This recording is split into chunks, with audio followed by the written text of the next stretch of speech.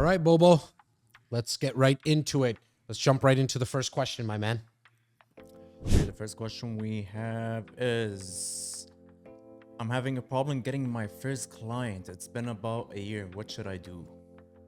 I think the first thing that you should do is make sure that you have all your names, phone numbers, and emails into a CRM and make a phone call letting everyone know that you're in the business. Now, there's a very strategic way to do this. Instead of calling everyone and saying, "Hi, Bo, it's Jazz calling in. I just wanted to let you know I'm in the real estate business."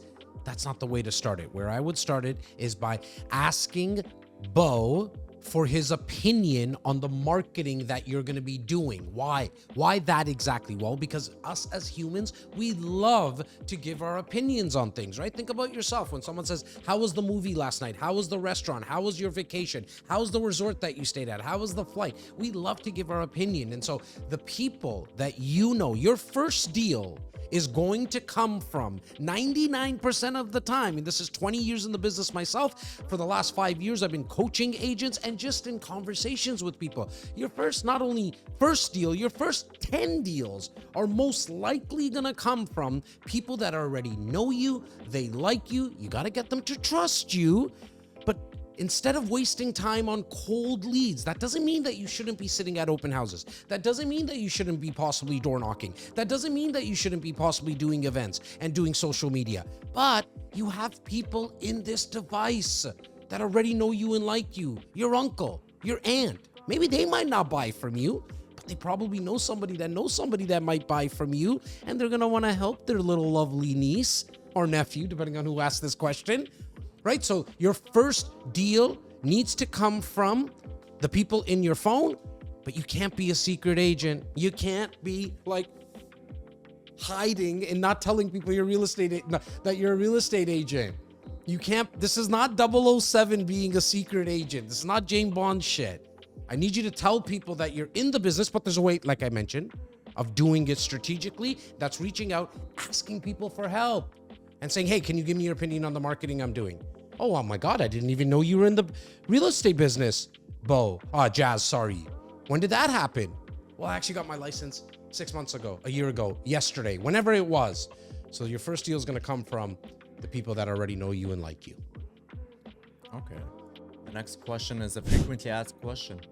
We get asked out a lot, which is, can you recommend a good CRM system? Yeah. Well, I'm glad that people are actually asking that question, Bo, because now they're starting to think that, shit, I should listen to the good-looking Indian guy and finally get something. Look, if in the real estate business, I think, what I usually would say to this is the best CRM is the one you use, but I want to give value to the people. And I have no affiliation whatsoever with the CRMs that I'm going to tell you to possibly get. So please do your own research. I specifically in my business use a CRM called HubSpot. I do not recommend that to anybody here because of the here meaning as a real estate professional. It costs me somewhere upwards of $20,000 a year, but I have a lot of intricacies that I need to have in a CRM. So for you as a real estate professional, real estate agent or mortgage broker, here's a couple that I would recommend. I think the easiest one and the most cost effective, it's about, at the time of this recording, probably about $50 a month USD, is Follow Up Boss. All you got to do is go to followupboss.com. I think they still give you a 7-day free trial. Another one would be KV Core. That's a North American wide CRM. Another couple that I've heard, haven't used myself. I've used Follow Up Boss. I've used KV Core. A lot of my coaching clients use one of those too, but these others I have not used. So there's Agent Locator. That's probably the most common one that I hear outside of Follow Up Boss and KV Core. Bobo, what else we got, buddy? I love these questions. I like our new format right now because we're getting right into the questions. You guys are getting the hit of Jazz right away.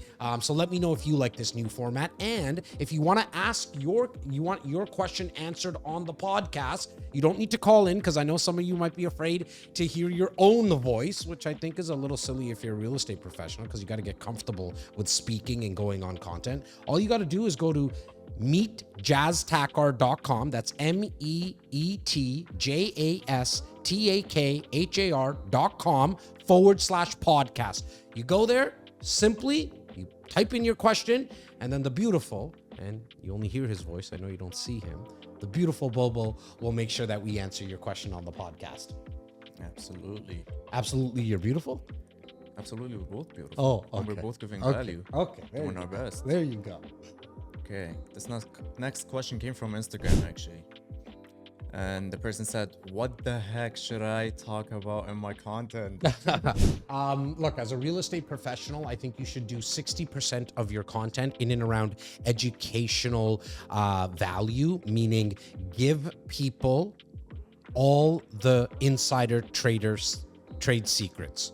What do I mean by that? Well, as a real estate professional, you know exactly what it takes to sell a home. You know exactly what it takes to help someone buy a home. You know exactly what it takes to find income properties and what you need to be looking at when it comes to passive appreciation and principal pay down and where some of the opportunities are, how to do some renovations and build equity, all that stuff, okay?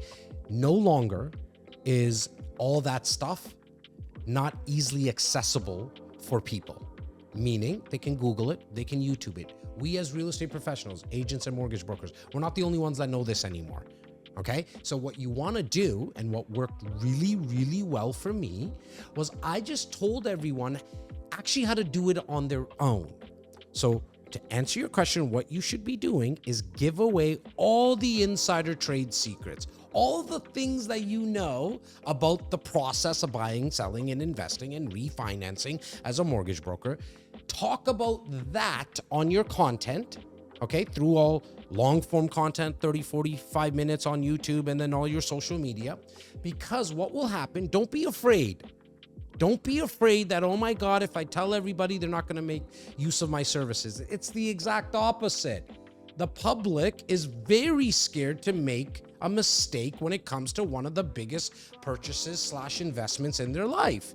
Even you, if there's a car mechanic that told you how to change your own oil and what to look for when you're changing spark plugs, chances are you're not going to do it on your own. You're just going to go to the person who was giving away all that information. Now, early on in my answer, I said 60%. The other 40%, there's other aspects of your life other than being a real estate professional. So maybe you have a love for fashion, sports, food, travel, family, whatever it is. Show 40% of the time. So out of every 10, 6 posts are going to be real estate education value. The other 40%, the other 4 is going to be stuff that is in the comma of you. So Jazz Takhar is a real estate broker, but I have a love for food. I have a love for sports. I talk about that. I have a love for coaching people. I have a love for inspiring people. I like to put out quotes. So if that's you, wherever those commas lie for you, you need to showcase that. Why? Because wherever you are in the world and you're watching and listening to this, there's a chance that only about 3 to 5% of the market turns over every year. Meaning that if you look at how many people are in a population of any city or country, only about 3 to 5% of the people actually buy, sell, and invest. Meaning that 95 to 97% of people are not in the market to buy, sell, or invest. So they don't give a shit about our real estate content, yours and mine. So that's where the other 40%, the 4 out of 10 posts, is going to help for you to connect. And then this is where the beautiful, magical thing happened for me. As I spoke about my other passions, something that a lot of people come to me for is just to talk about Kobe Bryant. Because I have a lot of stories and people like Kobe Bryant, or they think LeBron was better or Jordan was better. I'm curious, whatever you think, put it in the comments. But because they have these other likes and they know that I have other interests as well, we talk about that, and then the real estate stuff becomes a byproduct. Oh, by the way, you do these events, Jazz, like when's the next one? Oh, by the way, I had a friend of a friend who wanted some real estate advice. That's what happens because the relationship, the rapport was built. I think a lot of real estate professionals, what they're doing wrong on social media, just in one man's humble opinion, is that they're always trying to give real estate information. And the public's not stupid. They know why you're doing it because you have a vested interest. And a lot of you actually at the end of your videos or your posts are like, call me. That's too much of a right hook. That's too much of a closing line all the time. It will fall on deaf ears. The average human being gets 10,000 marketing messages a day. 10,000 marketing messages a day. Our brain's gotten really good filtering out a lot of these in a day. And so by you saying call me and all that kind of stuff, that's what the brain's doing. It's just filtering you out one ear and out the other, if you're even lucky enough to get into the ear. And so what you want to do is showcase those other interests because that's where the connection in the relationship gets built. What do we got next, Bobo? Okay, the next question kind of already falls back into the previous question, which you kind of answered, but it's how to stand out in a super competitive real estate market. Yeah, look, I actually think that's a great question. And it is a little different.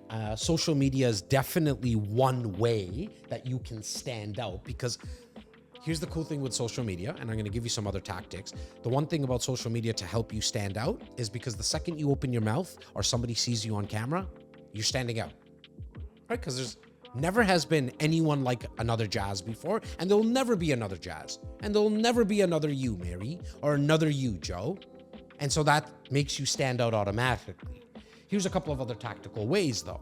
What if you, as a real estate professional, like the cool kid in high school, and we all know who that cool kid is, think back. Generally the guy or the girl who threw the house parties. We all kind of knew that person. So why don't we take that into business life and adulthood? Meaning throw parties, like literally you can throw parties at your office, at the bar, at a hotel, and just invite people. Okay, now if that seems a little odd for you, like what are we gonna do at these things? Just let everyone meet each other. Because everyone who's at that party, they're gonna know who's the one that invited them. And so you're gonna automatically stand out because you're doing something a little different. Now, if you don't want to do the partying aspect, the reason I use that analogy is because what you could do is do educational events. Call people into your office, set it up in a condo, party room, wherever it may be. The logistics are small, guys. Don't overthink this. And educate people on ways that they can create wealth in their life. Not that real estate's the only way to create wealth, but in my opinion, and I think everybody would agree, it's one of the ways that you can create wealth. Is it the best or not? Up for debate. But it's one of the ways that you can create wealth, aside from mutual funds and stocks and Bitcoin and franchises and all that kind of stuff. So there's a lot of people who are interested in buying income properties. There's people who like to buy properties and flip them. There's people who like to invest into REITs. You should be the real estate professional. And it doesn't matter if you're an agent or mortgage broker. My mortgage broker's cousins in the industry, you should strongly consider this because I actually probably only know of like 2 in Canada that do that in our country. Okay. From a mortgage broker perspective, is invite people to these educational events where they're learning how to create generational wealth. They're going to remember you. If you're the one who got and helped them just even from an educational perspective, because 95% of people don't know that they can become an investor, that they can use real estate to create wealth. Or if they know that they can, they don't know how to do it. They don't know the people. And so if you're the one who's inviting them to these events, they're going to tell their friends. They're going to tell their friends. Like, this is real life. This is what really, really happens. Guys, for 20 years, I've been in this business. I say it all the time. But if you're new to my world, I think they pushed me out of high school because I just bothered people. Not because I got good grades, so I'm not that smart. I'm not the biggest idiot in the world either. If the educational events didn't work, I would have stopped a long time ago. I've been doing them for 20 years. The first week in the business, my mentor at that time, he said, this is what we do. We invite people to events all the time. They're for free. We don't charge people. You want to charge an entry fee, and that's up to you. You can figure it out if that works or not. And we've never stopped. I do one minimum once a month. Most of the time we do go every other week. In person and virtual. In person to the people that are in a 50, 75, 100 kilometer radius of us. And then for the rest of the world, they can watch us virtually. If it didn't work, I would have stopped a long time ago. Bobo. Okay, the next question says, how do you stay motivated when things get tough?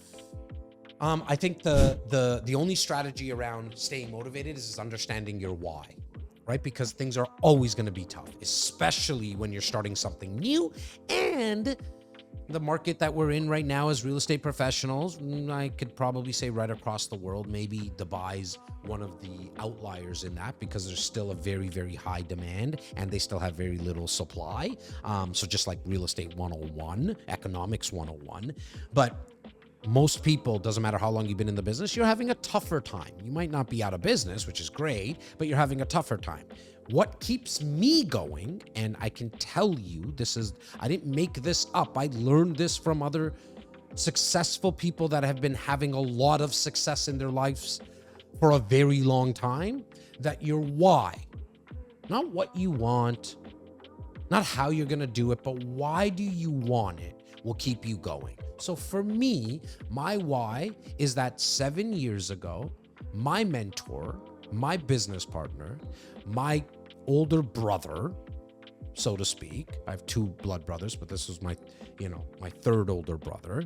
He passed away tragically. And that 2 weeks after that, I had some financial troubles with some ex-partners. So it all kind of came down all at once. And there was a day, a moment, I remember it like it was yesterday. I saw a picture of my 2 little boys, and I said to myself, I'm going to quit. It's too much for me to handle. I was about 35 years old. I said, it's too much. But in the same moment, I don't know what happened, okay? That picture also helped me determine my why. Because my why was, it's not going to be the story that my boys are going to know. My boys now are 11 and 9 almost. And that was the day that I decided, and the moment that I decided that the story that they tell about Jazz Tacker was that I got back up again. And then I not only got back up, that I started to inspire other people. And so for me, that's the why. So when things get tough, and guys, gals, I get slapped in the face, figuratively speaking, multiple times a day. How? I fail. I try something, it didn't work. Sometimes one of my staff members, we're not jiving. It's, you probably feel it, right? There's days where you touch something and it feels like it's like everything turns into gold. And then there's those other days where it's like, I can't put a fucking sentence together, And so that happens to me multiple times a day. I hear more no's than I hear yeses.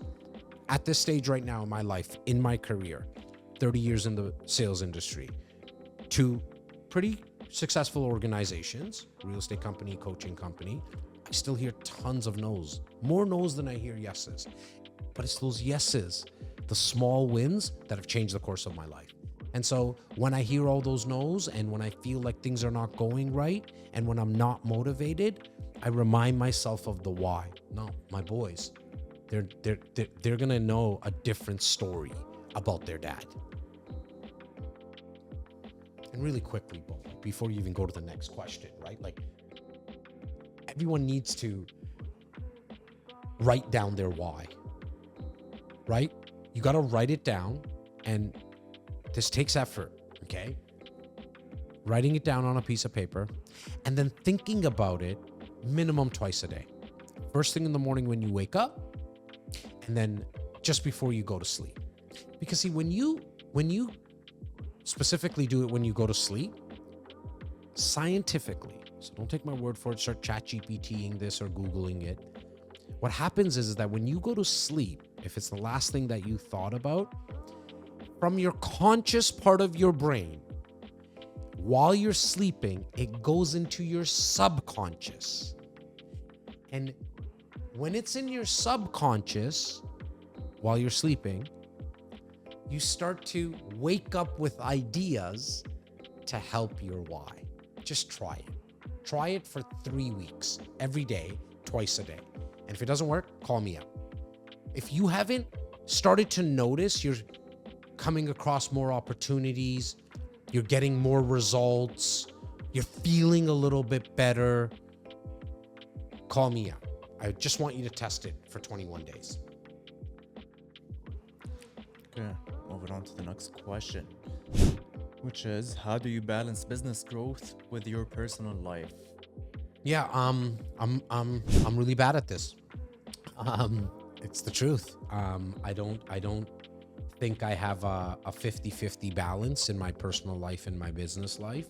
I go through seasons, and what I mean by that is that I sometimes am 98% all into my work, and then my personal life does get affected, meaning I don't spend as much time with my family, my kids, my friends. But now on the flip side, there is moments where, and the season could last for a month, it could last for like 3 months, where I'm spending a lot more time with my family. In fact, I just went through that recently, like in the summer.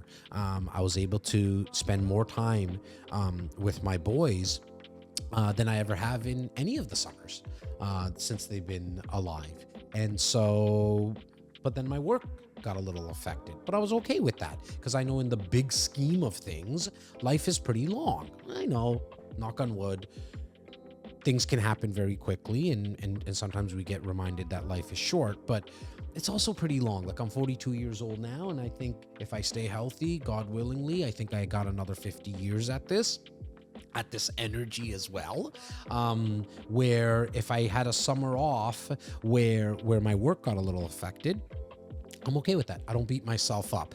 I've never been in a 50-50. I don't really know anybody that's been successful at happiness that it's at a 50-50, right? So, and I mean successful at happiness, not at work or in life, like meaning that if they were happy because they got to spend a lot of time with their family, then their business life probably was affected a little bit, right? I live by the motto that when I'm working in the hours that I'm working, I go really, really hard. Like, this is, for anybody who knows me, they know this is how I am all day long when I'm working. Now, when I'm at home, I try not to do any work. Like, I'm kind of just like all in on the kids. One tactical thing that I learned along the way is time blocking. It works for majority of people. Some people come back and say it didn't work for them. Again, it's something that I suggest you try. It's quite simple. Just take a week and time block. Put in the most important stuff, right? And you're going to notice it's not going to be 50-50. So when I do it, and if you look at my calendar, I'm not 50% at home and 50% at work, right? And so what I do, though, every single week, I say these are the non-negotiables for me. So a non-negotiable for me is that I need to be at home for dinner 4 times a week. That's it. It's a non-negotiable. I want to sit and have dinner with my boys. So automatically, Fridays, I'm out of this office. I'm not doing anything unless the odd time I might have some type of event, but I'm going to be at home by about 5:30. Okay? Saturday, all day, I'm off. Unless it's some type of like emergency, nobody can really get a hold of me from a business perspective. Sunday, I come in to the office or the studio here to do some content, 4 to 5 hours a day for the day. Nothing, like, I don't put a full day in, so to speak. And then I pick another day in the week that I know I'm going to be home for dinner. Okay? Now, another non-negotiable for me is this right here. JTP, Jazz Tech, our podcast. I know we schedule it 10:30 to 11:30. That's the time period. I know if I don't do this, I'm not going to have more content that comes out of this podcast. And I'm also going to start letting my team down. I think that's very important when you have team members. It's funny because, yes, they help you do a lot of work, but in a funny way, they hold you accountable. Because if every Friday I moved the day, Bo, and specifically like Bo and Clyde, and then we have other team members, but Bo and Clyde are going to be starting to look at me like, dude, like, are you taking this serious? Right? And they know I might be a couple of minutes late. I'm generally a couple of minutes early, like I'm coming right at the start at the time, but I would be letting them down. But this is a non-negotiable for me. I know I need to do this. Right now, I'm trying to get into a little better shape. I know you can't tell because the camera adds 10 pounds supposedly, but that's starting to become a non-negotiable for me. I'm not there yet. I'd be lying to you. So I'm trying to just do something for 25 minutes, 4 times a week. And on that note, You don't have to like what you're doing all the time. I'm sorry. Like, you're not going to always like doing content or making phone calls. I get it. But sometimes in life, we have to do things that we don't want to do. I fucking hate working out. There is nothing about working out that I enjoy. I'm not one of those people that say, after I work out, I feel so good. I get that people do, right? Or, oh my God, I got so much more energy. No, I have the same amount of energy that I had before I worked out. I actually fucking feel sore the majority of the time. There's nothing about it. I don't care about the pump and oh my God. I'm doing it for the future Jazz. That's who I'm doing it for. At 42, I'm doing it for the 62-year-old Jazz. So I don't look at myself in the mirror and say, you fucking idiot. Like, no. I can speak to myself like that. I don't recommend that people speak to themselves like that. And not because I'm better than anyone. It's just like I really, really have put up a wall in terms of how I speak to myself. Like that, I need that. I need to speak to myself like that and remind myself that the 62-year-old Jazz is not going to say, you idiot, you didn't do shit all for 20 years. So it's a non-negotiable. 4 times a week, I just move for 25 minutes, right? So I put in all my non-negotiables, and then I start to say, okay, I can take appointments here. I can make phone calls here. I can, one of the biggest things as a real estate person. Now, this is more for you. I'm in a little different place in my career, but for you, I would say minimum, because I understand you have things that you need to do. As a mortgage broker, you need to get all the paperwork. You got to speak to the lender. You got to speak to the underwriter. As a real estate agent, you got to do showings. You got to print offers. You got to negotiate all that. But the one non-negotiable for both parties has to be prospecting. Non-negotiable. If you're not generating leads, you will be out of business in the future. Period. End of story. Now, how much do I believe in that? I don't prospect for 3 hours. I prospect all day. I've gotten to a place in my career where I've delegated everything else. That takes belief in yourself. That takes actually leaving money on the table. Because Bo, as much as he likes me, he also likes his check every 2 weeks. Is it 2 weeks or weekly? 2 weeks, okay. Every 2 weeks, right? So I could keep that, but I decided, well, Bo's going to do all the editing and all that kind of stuff. So I can do what I know is the highest revenue producing activity, which is me speaking to people, me doing the content, right? So that's a non-negotiable for everyone. I don't actually care what time. I say 9 to 12 because I just believe that, like for me working out, if I don't do it in the mornings, then the day gets in the way, right? I might have a drink in the late afternoon, evening when I get home. It's like, ooh, 1 tequila turns into 2 tequilas. I'm not feeling like working out. I might have, my kids might say, Dad, let's go here. So then the day gets in the way. I do it first thing in the morning because it's also the number one thing that I hate to do. So I want to get it out of the way. So if you don't like prospecting, I understand. I would recommend do it early as possible. But if you're someone who's just like, Jazz, man, I got more energy at 1 o'clock in the afternoon or 4 in the afternoon. Great, do it. Just make sure it's 3 hours. 3 hours is important. 2 hours of actual reaching out to people, getting back to people on DMs, and that's prospecting. But then 1 hour of actual content creation. That doesn't mean you on social scrolling. That means you creating content, like doing a video, doing a podcast, something. And that has to be every day that you decided to work. Because like I mentioned to you, Saturdays for me is non-negotiable. I don't work. Every year I probably do work-related things on Saturday like 4 times a year because we have an event. Other than that, nothing. That's family time. Sunday, majority of the day, family time. So put the non-negotiables in from a time blocking perspective. Did you say that was the last question, by the way? No, we still have 2 more Oh, questions. sorry. I thought I heard you say last. Great. Bring it on. Let's go. No, we're staying. Oh, all right. Let's go. Okay. Just a reminder before I go to the next question, if people want to submit their own questions, to go to meetthejazz.car.com/podcast and fill up the form and submit your question. We'll answer in the next episode. So the next question is, how do you handle competition in your industry? How do I handle the competition? Look, I mean, for me, I spend very little time thinking about the competition. I'm in an office of 1,500 agents, and we have our outfit of 45 agents in this company. And I'm going to say, I think we're number 5 on the Toronto Real Estate Board in terms of volume.